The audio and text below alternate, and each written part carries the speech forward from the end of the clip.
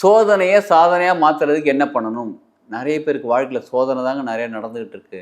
சாதனையாக கூட வேணாங்க, நார்மலாக மாற்றினா கூட போதுங்க. இவ்வளோ சோதனை தாங்க முடியலங்க. போட்டு வருத்தி எடுக்கிறாங்க, போட்டு வாட்டி எடுக்கிறாங்க. இறைநிலை எப்பா கடவுளே முருகா ஏன்பா பிரபஞ்சமே என்னை போட்டு இப்படி ஏன்பா படுத்தி எடுக்கிற? இந்த மாதிரி யாராவது கேட்டுக்கிட்டு இருக்கீங்க? யாராவது இல்லைங்க, நிச்சயமாக கேட்டுக்கிட்டு இருக்குங்கன்னு நீங்கள் நினைக்கிறீங்களா? எஸ், உங்களுக்கான பதிவு தான். நீங்கள் என்ன பண்ணுறது? நல்லா கவனிச்சுக்கோங்க. இந்த பரிகாரம் செய்யுங்க. உங்கள் சோதனை அனைத்தும் சாதனையாக மாறிவிடும். சாதனைலாம் வேணாம், நார்மலாக மாறினாலே போதும். நார்மலாக மாறிடும். நீங்கள் என்ன கேட்குறீங்களோ அது நடக்கும். நீங்கள் என்ன எதிர்பார்க்குறீங்களோ அது நடக்கும். அப்போ அவங்கவுங்க பிரச்சனைக்கு அவங்கவுங்க தான் சொல்யூஷன் தேடிக்கணும். புரியுதுங்களா? அப்போ அவங்கவுங்க பண்ணணும். அவங்க நம்ப மாட்டாங்க, நம்ம என்ன பண்ணுறது? அவங்களுடைய விதின்னு சொல்லலாம், அவங்க கர்மான்னு சொல்லலாம், ஏதோ ஒன்று சொல்லலாம். அவங்ககிட்ட சொல்லியாச்சு, இது செஞ்சால் உங்கள் வாழ்க்கை முன்னேறுன்னு சொல்லியாச்சு. இருந்தாலும் நான் செய்ய மாட்டேன், நம்பிக்கை கிடையாதுன்னு சொன்னால் ஒன்றும் பண்ண முடியாது. அவங்க கர்மா, அவங்க விதி, அவங்க ஜென்ம நட்சத்திரத்தை முன்னாடியே நோட் பண்ணி வச்சுக்கோங்க. என்னன்னைக்கு வருதுன்னு நோட் பண்ணி வச்சுக்கோங்க. அன்னன்னைக்கு செஞ்சுக்கிட்டே வாங்க. நிச்சயமாக உங்கள் வாழ்க்கை சிறப்பாக, செழிப்பாக, ஆனந்தமாக, ஆரோக்கியமாக, மகிழ்ச்சியாக, சாதனை வாழ்க்கையாக மாறுவதற்கு என் வாழ்த்துக்கள்.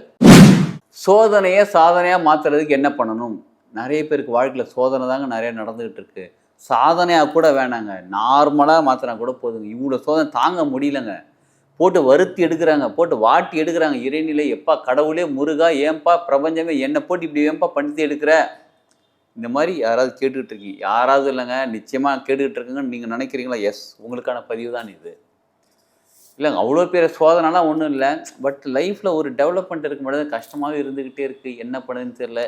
என்னமோ அப்படியே போயிட்டுருக்குங்க. சல்தாகே கோயிங் யார் அப்படின்ற மாதிரி இருக்குது. சரி, வேறு என்ன பண்ணுறது? நல்லா கவனிச்சுக்கோங்க. இந்த பரிகாரம் செய்யுங்க. உங்கள் சோதனை அனைத்தும் சாதனையாக மாறிவிடும். சாதனைலாம் வேணாம், நார்மலாக மாறினாலே போதும். நார்மலாக மாறிடும். நீங்கள் என்ன கேட்குறீங்களோ அது நடக்கும். நீங்கள் என்ன எதிர்பார்க்குறீங்களோ அது நடக்கும். சரிங்களா? குலதெய்வ வழிபாடு பண்ணணும். அதான் நாங்கள் எப்பயுமே பண்ணிக்கிட்டு இருக்கோமே. நாங்கள் வருஷத்துக்கு ஒரு தடவை கோயிலுக்கு போயிட்டு வரோமே. இப்போ கூட சமீபமாக தானே போயிட்டு வந்தோம். போய் பொங்கல்லாம் வச்சுட்டு வந்தோமே அப்படின்றீங்களா?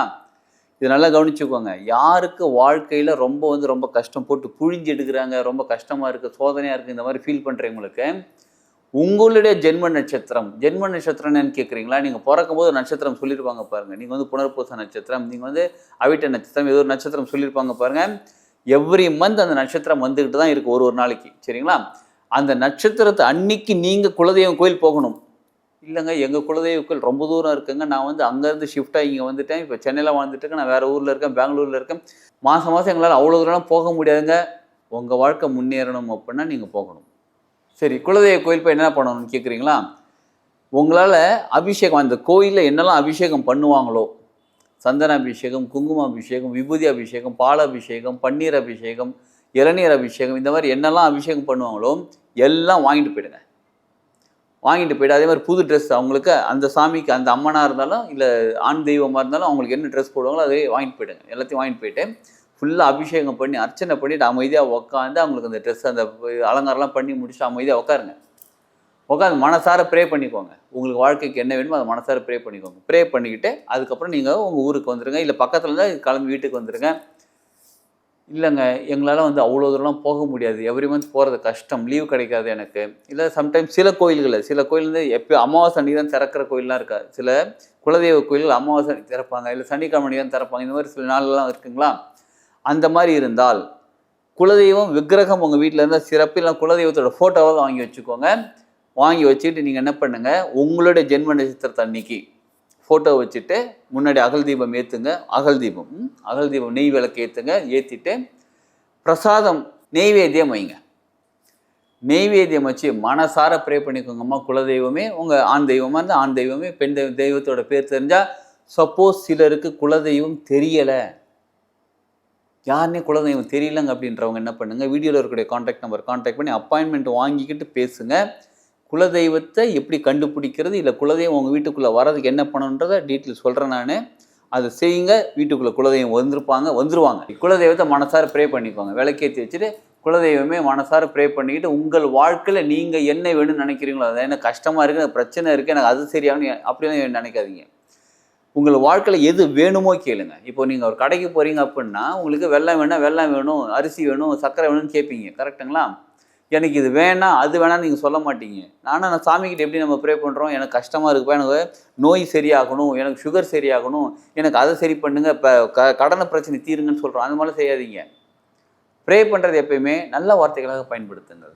என்னோட பொருளாதாரம் உயர்ந்து கொண்டு இருக்கிறது, எனக்கு பொருளாதாரம் நிறையா கொடுத்துக்கிட்டு இருக்கீங்க, யார் கடவுள்கிட்ட தான். எனக்கு ஆரோக்கியத்தை கொடுத்துக்கிட்டு இருக்கீங்க, வீட்டில் எல்லாரும் சந்தோஷமாக மகிழ்ச்சியாக இருக்கிறோம்.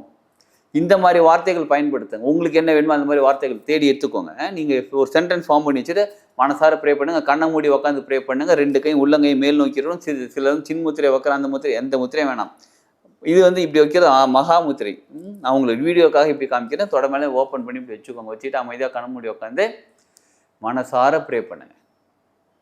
சரி, மனசார பூஜைலாம் பண்ணி முடிச்சிட்டிங்களா? அடுத்து என்ன பண்ணுங்க, அதுக்கு முன்னாடி இதெல்லாம் ரெடி பண்ணி வச்சுக்கோங்க. ஒரு சிகப்பு கலர் துணி ரெடி பண்ணி வச்சுக்கோங்க. சிகப்பு கலர் துணி, ஒரு எலுமிச்சம்பழம், ஒரு கறித்துண்டு, ஒரு சின்ன விரலி மஞ்சள், குண்டு மஞ்சள் சொல்லுவாங்க, அந்த மாதிரி ஒரு மஞ்சள், கொஞ்சம் குங்குமம் பேக்கெட்டில் இருக்கக்கூடாது, ஓப்பன் பண்ணி அதில் கொட்டணும். சரிங்களா?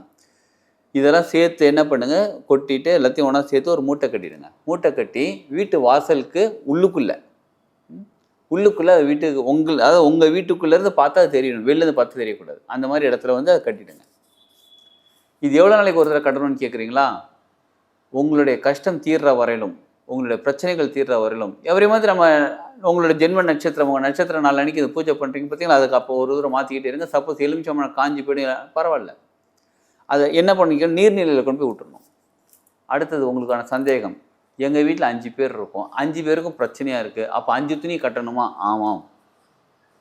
5 பேரும் தனித்தனி அவங்க ஜென்ம நட்சத்திரத்தில் உட்காந்து பூஜை பண்ணுவோம்? ஆமாம். நான் ஒருத்தர் பண்ணால் பார்த்தாத வீட்டுக்கு நீங்கள் உங்களுக்கு நல்லா கேட்டுக்கோங்க, உங்களுக்கு பச்சை யார் சாப்பிடுவா? நீங்கள் தான் சாப்பிடணும். அவங்களுக்கு பச்சை யார் சாப்பிடணும்? நீங்கள் சமைச்சு கொடுக்கலாம், சொல்லித்தரலாம், இந்த மாதிரி டெக்னிக்லாம் பயன்படுத்துன்னு சொல்லலாம். யார் சாப்பிடணும்? அவங்க தான் சாப்பிடணும். அப்போ அவங்கவுங்க பிரச்சனைக்கு அவங்கவுங்க தான் சொல்யூஷன் தேடிக்கணும். புரியுதுங்களா? அப்போ அவங்கவுங்க பண்ணணும். அவங்க நம்ப மாட்டாங்க, நம்ப மாட்டாங்க, நம்ம என்ன பண்ணுறது? அவங்களுடைய விதின்னு சொல்லலாம், அவங்க கர்மான்னு சொல்லலாம், ஏதோ ஒன்று சொல்லலாம். அவங்ககிட்ட சொல்லியாச்சு, இது செஞ்சால் உங்கள் வாழ்க்கை முன்னேறுன்னு சொல்லியாச்சு. இருந்தாலும் நான் செய்ய மாட்டேன், நம்பிக்கை கிடையாதுன்னு சொன்னால் ஒன்றும் பண்ண முடியாது. அவங்க கர்மா, அவங்க விதி, அவங்க அனுபவிக்கிறாங்க. அவங்களுக்காக நான் செய்கிறேன், அவங்களுக்காக நீங்கள் சாப்பிடுவீங்களா? முடியாது இல்லை, அவங்க தான் செய்யணும். புரிஞ்சுக்கோங்க இதை. சரிங்களா? அவங்க செய்ய சொல்லுங்கள். நீங்கள் உங்களுக்கு ப்ராப்ளம் இருக்கா, நீங்கள் செய்யுங்க.